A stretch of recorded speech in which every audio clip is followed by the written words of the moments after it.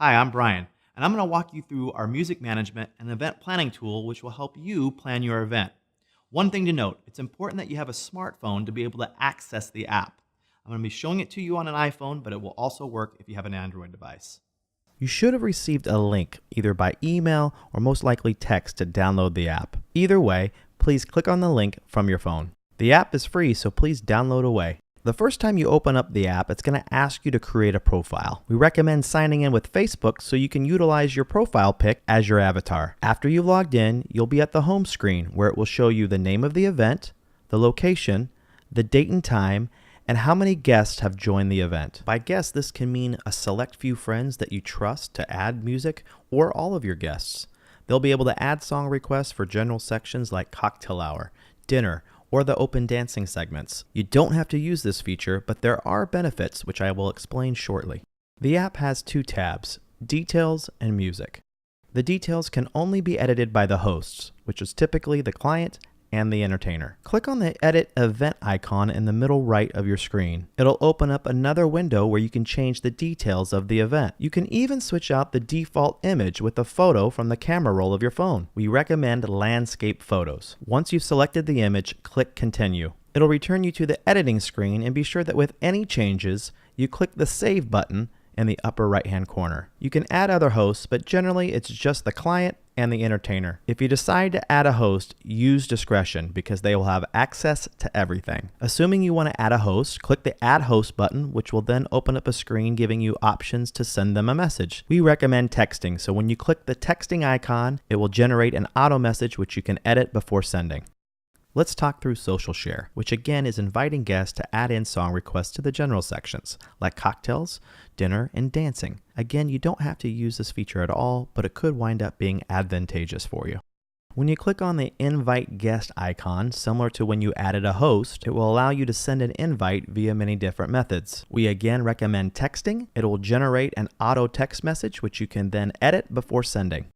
It's time to get started on the music. Click the Music tab and it'll open up a different window for you. We've set up the app in a way that allows you to add songs as you think of them. Let's click on the Open Dancing Music section, and there are 3 ways to add a song: manually, through your Spotify playlist, or lastly, picking from a song list. So let's start with the manual way first. This way, you will add in the title or the artist of the song. So for instance, let's say we want to do a Beatles song. Now you don't even have to spell it necessarily correctly. It'll pull up the most relevant song within YouTube's search engine. So that's the manual way. Let's talk about importing a Spotify playlist. If you've already created a playlist on Spotify of songs that you want to use for a specific section, in this case, we're in the open dancing segment. Let's click on Import Spotify Playlist, and it will open up a window for you to log into your Spotify account. Log in with your credentials, and then pick the Spotify playlist that you want, and then it will begin the process of importing that playlist into that specific section.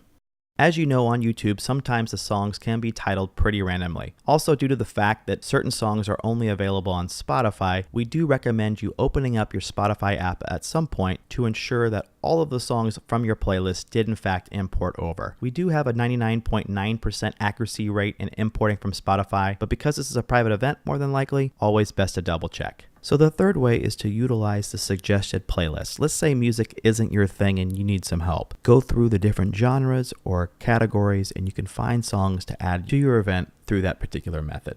Click the back arrow 2 times and then you'll return to the initial song section. In the upper right hand corner of every song, you as the host will see 3 dots. Guests are not able to view this. When you click those 3 dots, it gives you some additional options to notate about that specific song. You can add some song notes in there, such as dedicate this to a specific person, or you can classify it differently, such as must play or do not play. You can move this song to completely different sections, such as dinner or cocktail hour. You can preview the song or remove the song completely. As you will see on the lower left-hand corner, there is a red icon. That is your display song option. By clicking that, you can change the order in which the songs are displayed. Now that you know how to add music, let me show you some other features. Your entertainer has already set up different sections for your specific event. With this example, we'll be dealing with a wedding, which has many different sections. A green color indicates that it's a single song or single event section.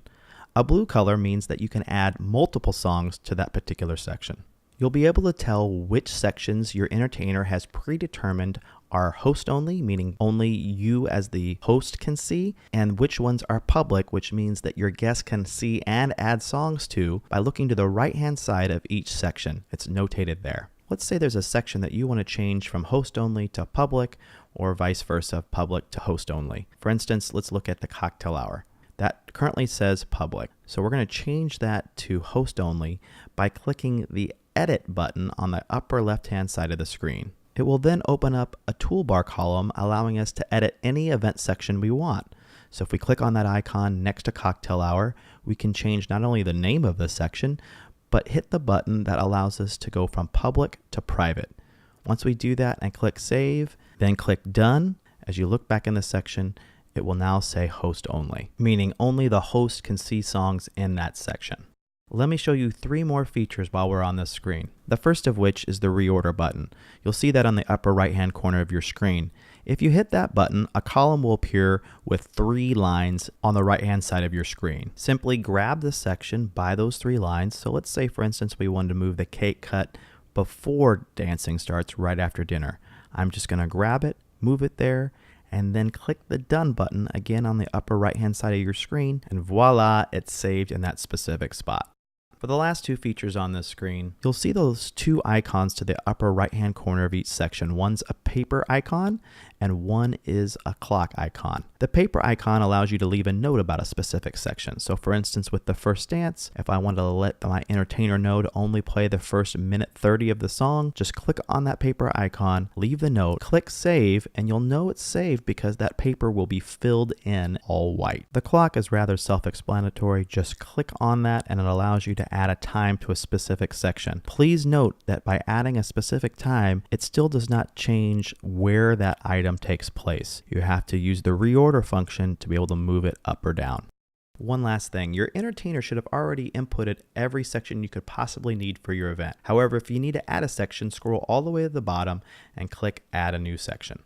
The last feature is on our Details tab, so click that icon on the upper left-hand corner, and you will see a button on your left-hand side in the middle of the screen that says Planning Form. Click on that hyperlink and it will then redirect you to the form where you can fill out everything on your phone. If you prefer to fill out the planning form on a computer, you'll see a little note there that says to copy and paste the link into a browser and you can complete it that way. One thing to note about the planning form as you're filling it out, you can click the save button or it will autosave every 10 seconds or so.